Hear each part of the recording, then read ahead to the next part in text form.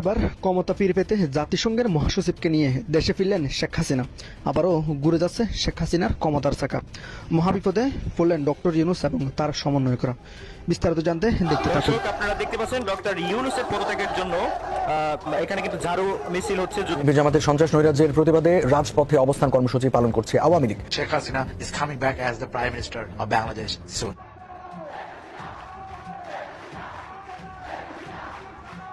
কেন আসছেন বাংলাদেশে জাতিসংঘ মহাসচিব, এই প্রসঙ্গটি নিয়ে আমি কথা বলবো। দর্শক, দেশ প্রবাস দূরে কিংবা কাছে বসে যারা আমাদের দেখছেন, আশা করি সবাই ভালো আছেন। এই মুহূর্তে পাওয়া খুবই গুরুত্বপূর্ণ একটা সংবাদ আপনারা দেখতে চলেছেন। টাইটেল, থাম্বনেল এবং শিরোনাম দেখে বুঝতেই পেরেছেন ভিডিওটি কত গুরুত্বপূর্ণ। দর্শক, খুবই চাঞ্চল্যকর কিছু ঘটনা দেশে ঘটতেছে। অবশ্যই এই বিষয়ে আপনাদের খেয়াল রাখা উচিত। যেহেতু ভিডিওটি ক্লিক করেছেন সেহেতু আপনাকে ধন্যবাদ জানাই। বিশেষ করে আপনার কাছে আবদার রাখবো, অবশ্যই এই বিষয়ে কমেন্ট করবেন, লাইক করবেন এবং চ্যানেলটি সাবস্ক্রাইব করে যাবেন এবং ভিডিওটি বেশি বেশি শেয়ার করে দিবেন। তো দর্শক, চলুন এই বিষয়ে আমরা বিস্তারিত তথ্যগুলো জেনে নিই। এবং শুভেচ্ছা নিন সাজ্জাদ কাদির। এই মুহূর্তে আপনাদের সামনে কথা বলতে এসেছি কেন আসছেন বাংলাদেশে জাতিসংঘ মহাসচিব, এই প্রসঙ্গটি নিয়ে আমি কথা বলবো। আপনারা জানেন যে আজকে যে দিন যে মুহূর্তে কথা বলছি সেই মুহূর্ত থেকে কিছুক্ষণ পরেই বাংলাদেশে প্রবেশ করতে যাচ্ছেন জাতিসংঘ মহাসচিব অ্যান্টনি গুতেরেস। তিনি আজকে আসছেন, আজকে বিকেল নাগাদ বাংলাদেশে প্রবেশ করছেন। তিনি রোববার সকালে বাংলাদেশ ত্যাগ করবেন। এই জাতিসংঘ মহাসচিব কি আশাকে বিরাট সাফল্য হিসেবে গণ্য করছে বর্তমান অন্তর্বর্তীকালীন সরকার। কিন্তু জাতিসংঘ মহাসচিব কি বাংলাদেশে এই প্রথম এসছে? বিগত আওয়ামী লীগ সরকারের সময়ও এসছে। গত 2018 সালের জুলাই মাসে এই অ্যান্টনি গুতেরেসই বাংলাদেশ সফরে এসেছিলেন। এটি যে বিরাট কোন সাফল্যের পালক বাংলাদেশের মধ্যে যুক্ত হয়ে গেল তা কিন্তু নয়। আপনি দেখুন যে জাতিসংঘ মহাসচিবের এই সফরকে ঘিরে বিশেষ করে রোহিঙ্গা সংকটটাকে হাইলাইট করা হচ্ছে। এবং শুধু তাই নয়, জাতিসংঘ মহাসচিব বাংলাদেশ সফরে এসেই বৃহস্পতিবার আসছেন, শুক্রবারে তিনি রোহিঙ্গা ক্যাম্পে যাবেন এবং রোহিঙ্গাদের সাথে ইফতার করবেন। রোহিঙ্গা সংকট উত্তরণে জাতিসংঘ আসলে কি ভূমিকা নিয়েছে? বরঞ্চ আমরা এই জাতিসংঘ মহাসচিব যে মুহূর্তে বাংলাদেশ সফর করতে এসছেন ঠিক তার কদিন আগে আমরা গত 7 তারিখ জাতিসংঘের সংস্থা WFP ওয়ার্ল্ড ফুড প্রোগ্রাম থেকে একটি বার্তা পেয়েছি যে রোহিঙ্গা শরণার্থীদের জাতিসংঘ থেকে, ওয়ার্ল্ড ফুড প্রোগ্রাম থেকে যে সহায়তা করা হয় সেই সহায়তা মাত্র কদিন পরে আগামী 1 এপ্রিল থেকে অর্ধেকে নামিয়ে আনা হচ্ছে। এটি বর্তমানে আছে মান্থলি $12, অর্থাৎ 1500 টাকার কিছু বেশি মান্থলি, এবং সেটি কমিয়ে 750 টাকার মতো করা হবে। প্রতি বেলায় 16 টাকা খাবারের জন্য বরাদ্দ, সেটি 8 টাকায় নেমে আসবে। আপনি একবার চিন্তা করুন, আজকের এই ঊর্ধ্ব দ্রব্যমূল্যের বাজারে 16 টাকা প্রতি বেলায় একজন মানুষ 16 টাকায় খাবে, এটি কল্পনাতীত। একটা ডিমের দাম 14 টাকা, একটা কলার দাম 15 টাকা, অথচ একজন মানুষ 16 টাকায় খাবে, এটি কল্পনা করতে পারছেন? সেখানে 16 টাকা থেকে প্রতি বেলায় 8 টাকায় নামিয়ে আনা হচ্ছে, কিংবা মান্থলি 750 টাকায় নামিয়ে আনা হচ্ছে, কিংবা ডলারের হিসেবে $12 থেকে $6 নামিয়ে আনা হচ্ছে। কারা করছে? জাতিসংঘ। সেই জাতিসংঘে আসবার ফলে, জাতিসংঘ মহাসচিব আসবার ফলে রোহিঙ্গা সংকট উত্তরণ হবে। কিন্তু সংকট তো আসলে ঘনীভূত হচ্ছে আরো বেশি করে। কারণ এই যে রোহিঙ্গাদের খাবার সহায়তা এতদিন ধরে ছিল, সেই সহায়তা ছিল নামমাত্র, সেটিকে নামিয়ে, নামমাত্র বলবো, এটিকে আরো কি বলা যায়, নামমাত্র তো বলতে পারছি না। অর্থাৎ রোহিঙ্গাদের বেঁচে থাকাটাই কঠিন হয়ে যাবে। এই বেঁচে থাকা কঠিন হবার কারণে রোহিঙ্গাদের দ্বারা নানা রকম অপরাধ অপকর্মের প্রবণতা বাড়বে। বর্তমান বাংলাদেশ এমনিতেই একটি অপরাধের অভয়ারণ্যে পরিণত হয়েছে। রোহিঙ্গা ক্যাম্পে নানা রকম রেস্ট্রিকশন আছে, ক্যাম্পেই তাদের থাকতে হবে, ক্যাম্পের বাইরে গিয়ে কাজ করবার অনুমতি নেই, তাদের কাজ করতে পারবে না। কিন্তু এগুলো সবকিছু যত রকম নীতিমালা আছে, নিয়ম আছে, ভেঙে যাবে। ক্যাম্পে তারা থাকবে না, তারা সারা বাংলাদেশে ছড়িয়ে পড়বে, কারণ সেখানে দুর্ভিক্ষ দেখা দেবে। সারা বাংলাদেশে ছড়িয়ে পড়বার ফলে তারা কাজে যাবে বিভিন্ন ক্ষেত্রে, বিভিন্ন জায়গায়, এমনকি অপরাধ কর্মে যুক্ত হবে, সন্ত্রাসী কর্মে যুক্ত হবে। অর্থাৎ রোহিঙ্গা সংকটের কারণে আরো সন্ত্রাস বেড়ে যাবে।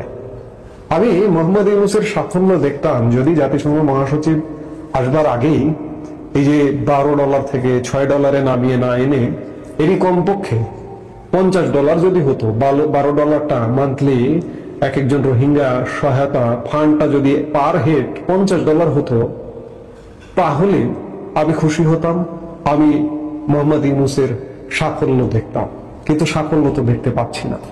জাতিসংঘ মহাসচিবের সফর সূচিটা যদি একটু দেখি, যে তিনি বৃহস্পতিবার আসছেন, পরদিন শুক্রবার সকালে মহাসচিবের অবস্থানরত হোটেলে তার সঙ্গে প্রথম পররাষ্ট্র উপদেষ্টা এবং প্রধান উপদেষ্টা রোহিঙ্গা সমস্যা ও অগ্রাধিকার প্রাপ্ত বিষয়াবলী সংক্রান্ত বিশেষ প্রতিনিধি খলিলুর রহমান সৌজন্য সাক্ষাৎ করবেন।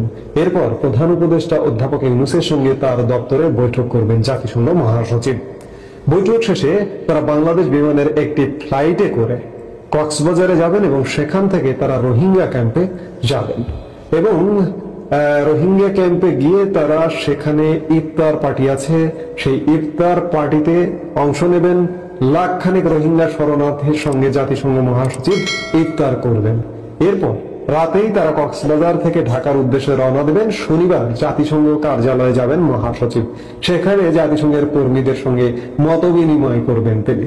এরপর দুপুরে হোটেলে ফিরে গোলটেবিল বৈঠকে যোগ দেবেন গুতেরেস। এছাড়া সেখানে বাংলাদেশের যুব সমাজ ও নাগরিক প্রতিনিধিদের সঙ্গে মত বিনিময় করবেন মহাসচিব। এদিন সন্ধ্যায় জাতিসংঘ মহাসচিবের সম্মানে ইফতার ও নৈশ ভোজের আয়োজন করেছেন প্রধান উপদেষ্টা অধ্যাপক মোহাম্মদ ইউনূস। রোববার ঠিক পরের দিন সকাল 9:55 রোববার আর কোনো কর্মসূচি নেই, তিনি এমিরেটস এয়ারলাইন্সের একটি ফ্লাইটে করে বাংলাদেশ ত্যাগ করবেন। এমিরেটসের ফ্লাইটেই তিনি বাংলাদেশে আসছেন এবং বাংলাদেশ ত্যাগ করবেন। এই সফরের তাৎপর্য কি আসলে? এই সফরের কি কোনো বিশেষ কোনো উদ্দেশ্য আছে বাংলাদেশ নিয়ে? জাতিসংঘ শান্তিরক্ষী মিশন কিংবা অন্য কিছু? জাতিসংঘের কোনো হস্তক্ষেপ? জাতিসংঘ মানবাধিকার কমিশন ইত্যাদি? আমরা তো নানা রকম তৎপরতা দেখছি। এগুলো সবই আসলে গোপন সূত্রের। কারণ এত তাৎপর্যপূর্ণ হিসেবে উপস্থাপন করা হচ্ছে কেন? বিশেষ করে এত বেশি রোহিঙ্গা হাইলাইট করা হচ্ছে। আসলে এগুলোই হাইলাইট করা হয়। আমি বারবার বলি যে উন্নয়নের ক্ষেত্রে যত ডার্ক আছে, যত অন্ধকার আছে, সেটিকে হাইলাইট করে, সেটিকে উপস্থাপন করে বাণিজ্য হয়। বাংলাদেশে যেমন বাণিজ্য হয়, পৃথিবীব্যাপী বাণিজ্য হয়। তো সেই জায়গা থেকে আমি জানি না জাতিসংঘ মহাসচিব কেন আসছেন, কি তাৎপর্য, কিংবা মোহাম্মদ ইউনূসের সরকার এত তাৎপর্যপূর্ণ হিসেবে ব্যাখ্যা করছেন কেন? কারণ আমার রোহিঙ্গা সংকট বেড়ে যাচ্ছে, রোহিঙ্গা সংকট ঘনীভূত হচ্ছে, রোহিঙ্গারা না খেয়ে দুর্ভিক্ষে মারা যাবার মতো অবস্থা হচ্ছে। এই এত লাখ লাখ রোহিঙ্গা, বলা হচ্ছে 12 লাখ, 10-12 লাখ রোহিঙ্গা, এটি 20 লাখ কিনা সে ব্যাপারে আমি যথেষ্ট সন্দেহান। এই বিপুল সংখ্যক রোহিঙ্গা নিয়ে বাংলাদেশ সামনে কি বিপদে পড়তে যাচ্ছে একমাত্র আল্লাহ পাকই জানেন। আর জাতিসংঘ মহাসচিব বাংলাদেশ সফরে এই মুহূর্তে কেন আসছেন একমাত্র আল্লাহ পাকই জানেন। এই মুহূর্তে এ পর্যন্তই। সবাই ভালো থাকুন, সুস্থ থাকুন। জাতিসংঘের মহাসচিব অ্যান্তোনিও গুতেরেস 4 দিনের সফরে ঢাকা এসেছেন। আজ বৃহস্পতিবার বিকেলে তিনি ঢাকায় পৌঁছান। ঢাকায় হযরত শাহজালাল আন্তর্জাতিক বিমানবন্দরে জাতিসংঘের মহাসচিব গুতেরেসকে স্বাগত জানান পররাষ্ট্র উপদেষ্টা মোহাম্মদ তৌহিদ হোসেন। বিমানবন্দর থেকে গুতেরেসকে ইন্টারকন্টিনেন্টাল হোটেলে নিয়ে যাওয়া হয়েছে। পররাষ্ট্র উপদেষ্টা তৌহিদ হোসেন এবং রোহিঙ্গা ইস্যু এবং অগ্রাধিকার বিষয়ক প্রধান উপদেষ্টা রোহিঙ্গা সমস্যা ও অগ্রাধিকার প্রাপ্ত বিষয়গুলি সংক্রান্ত হাই রিপ্রেজেন্টেটিভ খলিলুর রহমান আগামীকাল শুক্রবার সকাল 9টায় হোটেলে গুতেরেসের সঙ্গে সাক্ষাৎ করবেন। পরে জাতিসংঘের প্রধান সকাল 10টায় প্রধান উপদেষ্টার কার্যালয়ের প্রধান উপদেষ্টা অধ্যাপক মোহাম্মদ ইউনূসের সঙ্গে দেখা করবেন বলে জানা গেছে।